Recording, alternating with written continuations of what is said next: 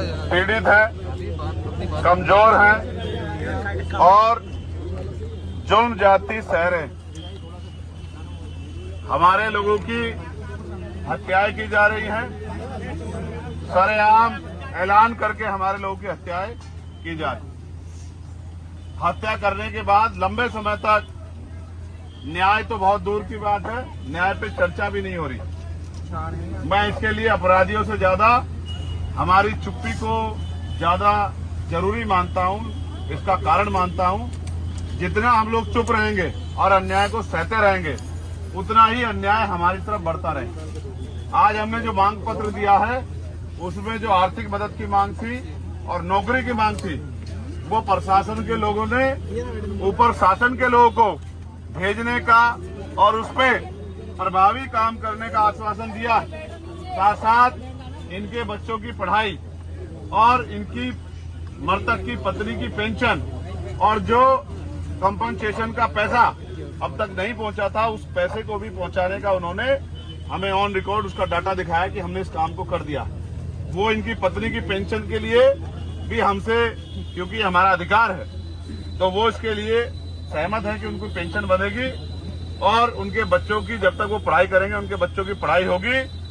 जो आरोपी था, एक आरोपी जिसने सरेंडर किया था, उसके साथ 2 लोग और हैं, ये बात भी जानकारी में आई। उनमें से एक को गिरफ्तार कर लिया गया और एक अभी फरार है। उन्होंने हमें आश्वासन दिया है कि हम उस दोषी को भी जल्दी गिरफ्तार करेंगे और उनके अलावा भी कोई व्यक्ति शामिल होगा तो उसको भी गिरफ्तार करेंगे। ये बात अच्छी बात है कि आज आपने बड़े पैमाने पे अपना आक्रोश जाहिर किया है और अपने संख्या बल से शासन प्रशासन को ये सोचने के लिए मजबूर किया है कि अगर इस तरह से कानून व्यवस्था अप्रभावी रही, कानून व्यवस्था में को संभालने में, कानून को लागू कराने वाले लोग और कानून को पालन कराने वाले लोग अगर असफल रहे तो जन आक्रोश बढ़ेगा। लेकिन मेरा आपसे भी ये कहना है कि आप भी संगठित रहो, आप भी संगठित रहो। जब तक आप संगठित नहीं रहोगे और समाज को साथ लेकर नहीं चलोगे, तब तक मुझे नहीं लगता कि ये हत्याएं बंद हो सकती हैं। हत्या होने के बाद वो आरोपी जेल चला जाए या उसको फांसी की सजा हो जाए, लेकिन उस परिवार का क्या, जिस परिवार से कमाने वाला चला गया है, जिस परिवार का सहारा चला गया है। ये जो माँ बाप यहाँ बैठे हैं, ये उम्मीद से बैठे हैं कि इनके बारे में सोचा जाए। लेकिन आप जानते हो, शासन सत्ता उनकी है और उनकी शासन सत्ता में हमारे लोगों की हत्या की छूट मिली हुई है, तो हम क्या करें। मैं आपसे भी कहता हूँ, ये जो नौजवान यहाँ खड़े हैं, जब तक आप अपनी शासन सत्ता नहीं बनाओगे, तब तक ये हत्याएं रुकने वाली नहीं है। आज अपनी ताकत बनाई है नगीना के जरिए, तो आपकी बात मजबूत हुई है, आपकी सुनवाई भी होने लगी है, आपकी बात का दमखम भी बढ़ा है। लेकिन ताली मत बजाओ, सुन लो, ये ताली बजाने का, नारा लगाने का समय नहीं है, क्योंकि हमने अपना भाई खोया।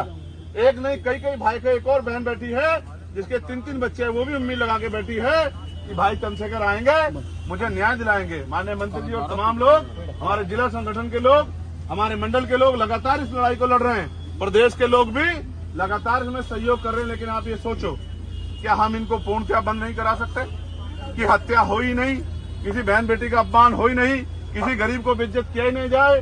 क्या तार की बाड़ लगाकर लोगों की हत्याएं जो की जा रही है ये बंद हो जाए?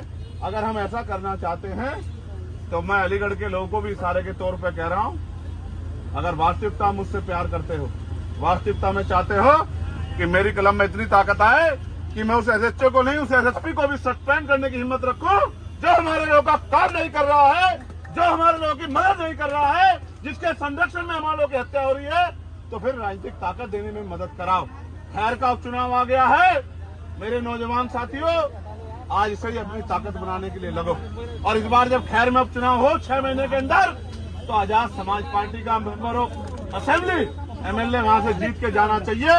यही इस परिवार को सच्ची श्रद्धांजलि होगी और यही हमारी ताकत का बनने का काम यहाँ शुरू होगा। और जैसे हमारी ताकत यहाँ बनेगी, ये गुंडे घरों में घुस जाएंगे, ये गुंडे क्षेत्र छोड़ के भाग जाएंगे, ये गुंडे घरों में दुबक जाएंगे और गुंडागर्दी इनकी